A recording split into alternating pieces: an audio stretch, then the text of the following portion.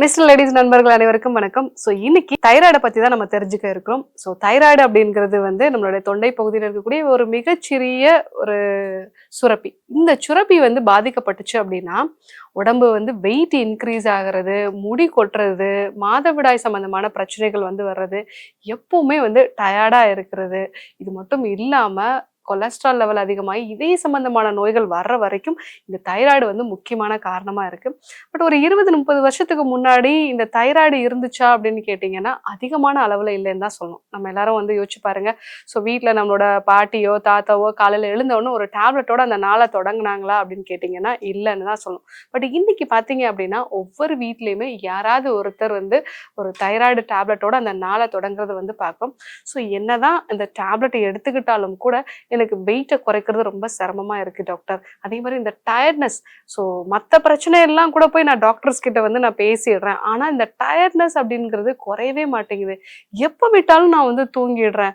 So night 12 மணி நேரம் நான் தூங்குறேன். காலையிலையுமே எழுந்து அவசர அவசரமா நான் சமைச்சிட்டு திருப்பியும் போய் நான் தூங்கிக்கிறேன்.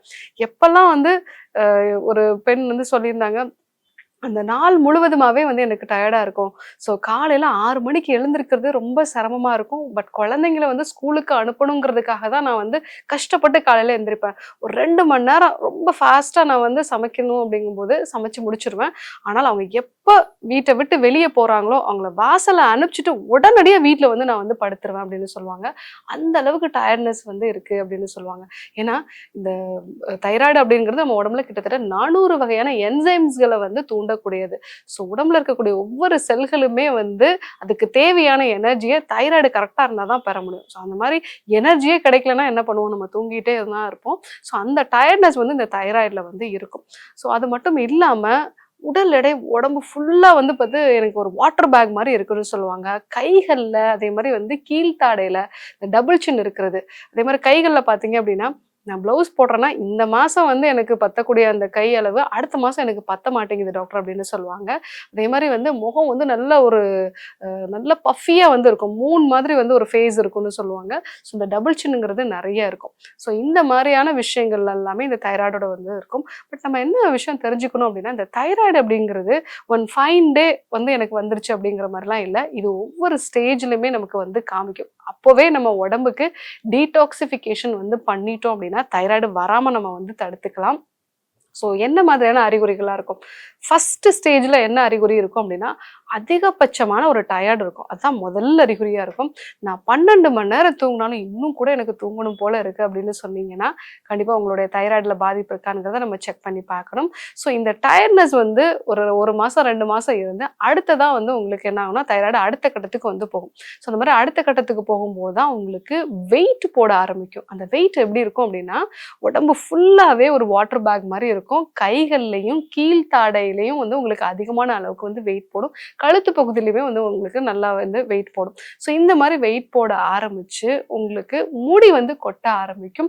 அது கூட மாதவிடாய் சம்பந்தமான கோளாறுகளும் உண்டாகும். ஸோ பீரியட்ஸ் எனக்கு 2 மாசத்துக்கு ஒரு தடவை உருவாகிறது, இல்லை 20 நாளைக்கு ஒரு முறை பீரியட்ஸ் வருது. இந்த மாதிரியான ஒரு இர்ரெகுலாரிட்டிங்கிறது ஒரு செகண்ட் ஸ்டேஜ் வரும்பொழுது தான் உங்களுக்கு உருவாகும். இந்த கட்டத்திலையும் நம்ம டீடாக்சிஃபிகேஷனோ உணவு முறை மாற்றங்களோ இதற்கான எந்த ஒரு மெனக்கெடுதலும் நம்ம இல்லாம இருந்தோம் அப்படின்னா அடுத்ததா ஒரு தேர்ட் ஸ்டேஜுக்கு போகும். இந்த தேர்ட் ஸ்டேஜுக்கு போன பிறகுதான் நீங்க பாத்தீங்க அப்படின்னா உங்க ஸ்கின்னு ரொம்ப ட்ரை ஆக ஆரம்பிக்கும். உங்களுடைய நகங்கள் எல்லாமே ரொம்ப ஈஸியா உடையக்கூடிய ஒரு தன்மையா இருக்கும். இது ரொம்ப ஈஸியா நம்ம கால் நகங்கள்ல தான் பார்க்கலாம். ஸோ கால் நகங்கள் பாத்தீங்க அப்படின்னா பிளவுபட்ட மாதிரியோ இல்லை ஈஸியா உடையக்கூடிய ஒரு தன்மையா இருக்கும். ஸ்கின்னும் ரொம்ப ஈஸியா ட்ரை ஆகக்கூடிய ஒரு நிலை இருக்கும்.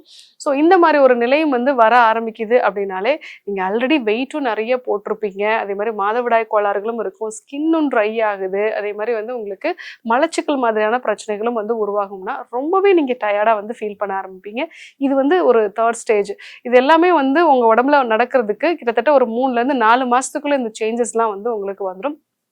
எங்கேயும் நம்ம வந்து சரி பண்ணல, இதுக்கான ஒரு டீடாக்சிஃபிகேஷன்லாம் நம்ம எடுத்துக்கலனா தான் அடுத்த ஸ்டேஜுக்கு போகும். அந்த மாதிரி அடுத்த ஸ்டேஜுக்கு போகும்போது உங்களுடைய புருவ முடியில லேட்டரல் சைடு அதனுடைய வெளிப்பகுதியில வந்து உங்களுக்கு கொஞ்சம் கொஞ்சமா வந்து குறைய ஆரம்பிக்கும். புருவ முடி எல்லாமே வந்து உங்களுக்கு தின்னா மாற ஆரம்பிக்கும். உங்களுடைய தலைமுடி பார்த்தீங்க அப்படின்னா, ஏதோ ஒரு பஞ்சத்துல அடிபட்ட மாதிரி நம்ம சாப்பிடாம ரொம்ப நாள் இருந்தோம்னா எப்படி ஒரு வறட்சியா வந்து இருக்கும். அந்த மாதிரி ரொம்ப வந்து உங்களுக்கு மெல்லிசா வந்து மாற ஆரம்பிச்சிடும். அது கூட உங்களுக்கு கார்போஹைட்ரேட் சம்பந்தமான உணவுப் பொருட்களை நிறைய சாப்பிடணும்னு தோணும். எனக்கு தோசை, சப்பாத்தி இந்த மாதிரி விஷயங்கள் தான் டாக்டர் சாப்பிடணும்னு தோணுது. அதே மாதிரி நைட்ல சாப்பாடு சாப்பிடலன்னா எனக்கு திருப்தியாவே இல்ல. அரிசி சம்பந்தமான உணவுகளை நான் வந்து அதிகமாவே வந்து எடுத்துக்கிறேன். அந்த மாதிரி எடுத்துக்கிட்டாதான் எனக்கு வந்து திருப்தியான ஒரு உணர்வே வந்து இருக்குன்னு சொல்லுவாங்க. இது கூட மைண்ட்லயும் ஒரு டிப்ரெஷன் வந்து இருக்கும். ஸோ எனக்கு எந்த ஒரு விஷயமே கரெக்டா நடக்க மாட்டேங்குது. சின்ன சின்ன விஷயத்துக்கெல்லாமே எனக்கு வந்து ரொம்ப சென்சிட்டிவா நான் வந்து மாறிடுறேன். ஸோ நைட்டு தூங்கும்போது இதை பத்திலாம் நிறைய வந்து யோசிக்கிறேன்.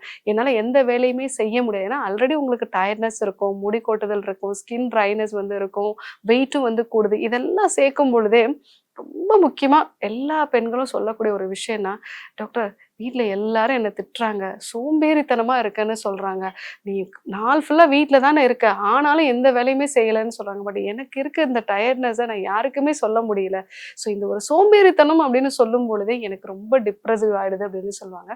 இதுதான் இந்த தைராய்டுல வரக்கூடிய ஒரு பிரச்சனை. நீங்க எல்லாருமே தெரிஞ்சுக்க வேண்டிய ஒரு விஷயம் என்ன அப்படின்னா, இது வந்து உங்களுடைய பிரச்சனை இல்ல.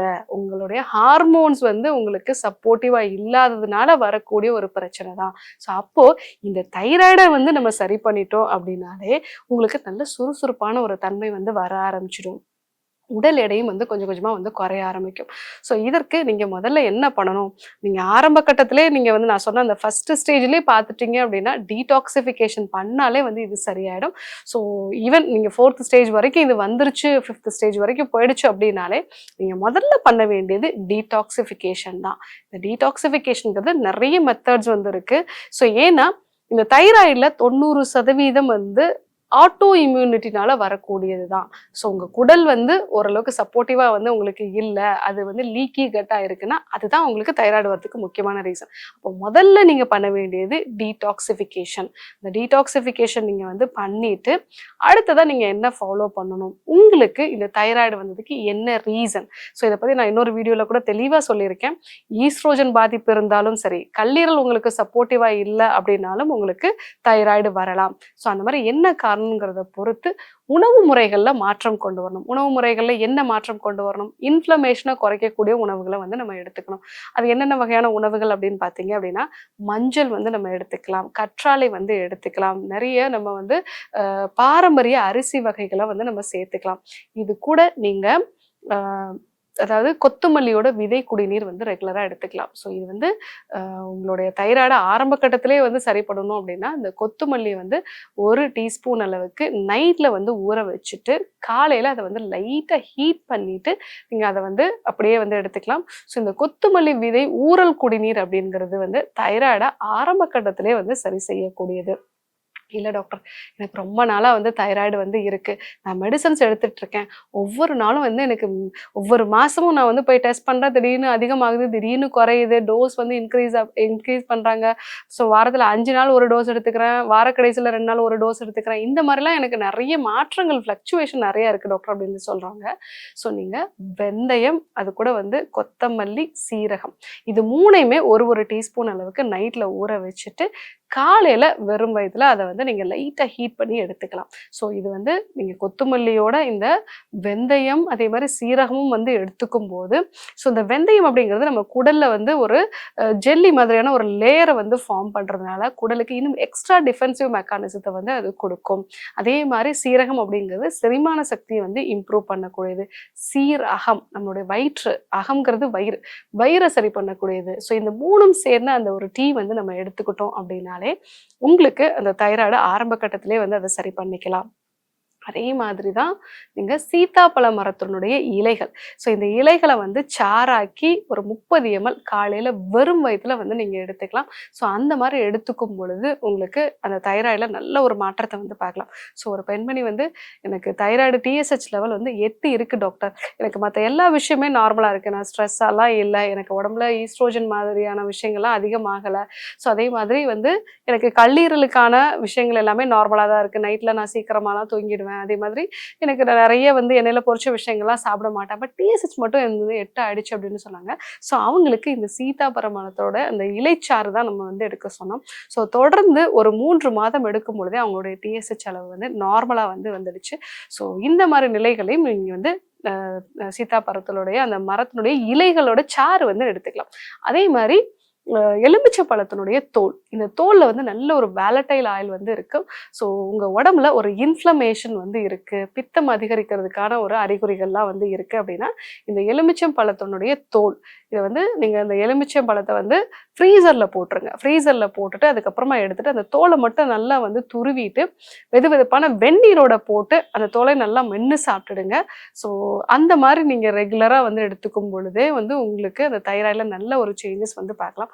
ஃப்ரெஷ்ஷாக கிடைக்குது, அன்னன்னைக்கு உங்களுக்கு எலுமிச்சை வந்து கிடைக்குது அப்படின்னா நீங்கள் அப்படியே வந்து எடுத்துக்கலாம். ஃப்ரீசரில் போட வேண்டியதில்லை. அந்த தோலில் இருக்கக்கூடிய வாலட்டைல் ஆயில், அது நீங்கள் பார்த்தீங்கன்னா சில குழந்தைகள்லாம் விளையாடுறத பார்த்துக்கலாம். அதை வந்து நம்ம அழுத்தணும் அப்படின்னா அதுலேருந்து ஒரு எண்ணெய் வந்து கண்ணில் வந்து பட்டு கண் வந்து எரியும். ஸோ அந்த வாலட்டைல் ஆயில் தான் வந்து தைராய்டை வந்து உங்களுக்கு பெட்டர்மெண்ட் கொடுக்கக்கூடியது. ஸோ நீங்கள் அதையும் வந்து ஃப்ரீசரில் போட்டு எடுத்துக்கலாம். இல்லை டெய்லி கிடைக்குது அப்படின்னா நல்லா தோலை சீவிட்டு நீங்கள் அப்படியே வெந்நீரோட போட்டு வந்து எடுத்துக்கலாம். மிக முக்கியமா நம்ம ஃபாலோ பண்ண வேண்டிய ஒரு விஷயம், எல்லாருமே அதாவது தைராய்டுல வந்து ஈஸ்ட்ரோஜன் பிரச்சனைனால வர்றது, அதே மாதிரி கல்லீரல் பிரச்சனைனால வர்றது, இல்லை உடம்புல வந்து உங்களுக்கு இன்சுலின் ரெசிஸ்டன்ஸ்னால பிசிஓடினால வரக்கூடிய தைராய்டு, இல்லை மன அழுத்தத்தினால வரக்கூடிய தைராய்டு, இந்த எல்லா தைராய்டுக்குமே நான் சொல்லக்கூடிய ஒரே ஒரு ரெமடி என்ன அப்படின்னா ஓம்கார பிராணாயாமம். ஸோ நம்மளுடைய விஷுத்தி சக்ரா, இந்த விஷுத்தி சக்ரா வந்து பிளாக் ஆகுது அப்படின்னா ஸோ உங்களுடைய தைராய்டில் நிறைய பாதிப்புகள் வந்து உண்டாகும். எதனால இந்த விஷுத்தி சக்கரம் வந்து பிளாக் ஆகுது நீங்கள் கவனிச்சு பார்த்துருக்கீங்களா? நிறைய பெண்களுக்கு தான் வந்து தைராய்டு சம்மந்தமான பிரச்சனைகள் வந்து வரும். ஏன்னா அவங்களுடைய எமோஷன்ஸை வந்து அவங்களால வந்து எக்ஸ்ப்ளோர் பண்ண முடியல, வெளியில் சொல்ல முடியல. ஸோ இந்த ஒரு விஷயம் வந்து உங்களுடைய விஷுத்தி சக்கராவை வந்து பிளாக் பண்ணும். ஸோ அதற்கு நீங்கள் ஓம்கார பிராணாயாமம், ஆ ஊ இம் அப்படின்னு சொல்லக்கூடிய அந்த பிராணாயாமம், இது நீங்க உள்ள இழுக்கும் போது நல்லா ஆழமா மூச்சை உள்ள இழுத்துட்டு வெளி விடும்போது ஆ ஊ இம் இல்லைன்னா ஓம், இந்த ஒரு ஓம்கார பிராணாயாமம் 21 முறை ரெகுலரா ஒரே இடத்துல நீங்க வந்து பண்ணீங்க அப்படின்னா உங்களுடைய தைராய்டுல நல்ல ஒரு மாற்றத்தை வந்து பார்க்கலாம். ஸோ தைராய்டு அப்படிங்கிறது ஒவ்வொரு ஸ்டேஜ்லயும் வந்து வரக்கூடியது. நம்மளுடைய உடம்புல கல்லீரல் பாதிப்போ இல்லை ஈஸ்ட்ரோஜன் டாமினன்ஸோ இல்லை வந்து இன்சுலின் ரெசிஸ்டன்ஸோ இருந்ததுன்னா நம்ம தைராய்டோட செயல்திறன் வந்து பாதிக்கப்படும். ஸோ இதற்கு நீங்க கொத்துமல்லியோட இந்த விதை குடிநீர் இல்லைன்னா வந்து வெந்தயம், கொத்துமல்லி, சீரகம் சேர்ந்த ஒரு ஊறல் குடிநீர் மாதிரி எடுத்துக்கிறது நல்லது. அது கூட நீங்க சீத்தாப்பழத்தினுடைய அந்த மரத்தினுடைய இலைகளை வந்து சாறு எடுத்துக்கலாம். அதே மாதிரி எலுமிச்சையோட தோல் வந்து நீங்க வெது வெதுப்பான வெந்நீரோட வந்து சேர்த்து எடுத்துக்கலாம். இது கூட கண்டிப்பாக ஓம்கார பிராணாயாமம் 21 முறை காலையில சாயங்காலம் 2 வேளையுமே ஒரு இடத்துல ரெகுலரா, அந்த ஒரு இடத்துல இன்னும் சொல்ல போனா நீங்க நல்ல ஒரு மொட்டை மாடி மாதிரி உங்களுக்கு நல்ல ஒரு நேச்சுரலான காத்து கிடைக்கக்கூடிய இடமா இருந்ததுன்னா இன்னும் வந்து சிறப்பு. ஸோ அந்த மாதிரியான ஒரு இடத்துல நீங்க ரெகுலரா ஃபாலோ பண்ணிட்டே வாங்க. உங்களுடைய தைராய்டுல நல்ல ஒரு மாற்றத்தை வந்து பார்க்கலாம். எல்லாத்துக்கூடையும் டீடாக்சிஃபிகேஷன் அப்படிங்கிறது ரொம்பவே அவசியம். ஸோ அந்த விஷயத்தையும் நீங்கள் வந்து ஃபாலோ பண்ணுங்க. ஸோ தைராய்டு அப்படிங்கிறது வந்து இடையில வந்து ஒரு விஷயம்தான். இடையில என்னெல்லாம் நம்ம தப்பு பண்ணியிருக்கோம், நிறைய ஸ்ட்ரெஸ்ஸாக இருக்கும், தேவையில்லாத உணவுகளை வந்து நம்ம எடுத்துக்கிறோம், நம்ம லைஃப் ஸ்டைல் சரியில்லை. இந்த ஒரு விஷயத்த நம்ம சேஞ்ச் பண்ணோம் அப்படின்னாலே நம்ம தைராய்டில் நல்ல ஒரு மாற்றத்தையும் நிரந்தரமான தீர்வையும் வந்து பார்க்க முடியும். ஸோ கண்டிப்பாக ஃபாலோ பண்ணி பாருங்கள். இன்னைக்கு ஒவ்வொரு வீட்லையுமே யாருக்காவது ஒருத்தருக்கு வந்து தைராய்டு இருக்குது. ஆல்ரெடி நீங்கள் எடுத்துக்கொள்ளக்கூடிய தைராய்டு மாத்திரைகளோடய முதல்ல நான் சொன்ன இந்த எல்லா விஷயங்களையும் நீங்கள் ஃபாலோ பண்ண ஆரம்பிங்க. அது கூட நீங்கள் இந்த தைராய்டை டெஸ்ட் பண்ணும் பொழுதே உங்களுக்கு நல்ல சேஞ்சஸ் வர ஆரம்பிக்கும். ஸோ நீங்கள் மருந்துகளையும் கொஞ்சம் கொஞ்சமாக வந்து நிறுத்திடலாம். ஸோ யாருக்கெல்லாம் தைராய்டு இருக்கோ அவங்களுக்கும் இந்த விஷயங்களை வந்து சொல்லுங்கள். இதே போன்று ஒரு நல்ல தகவலோடு உங்களை சந்திக்கிறேன். நன்றி, வணக்கம்.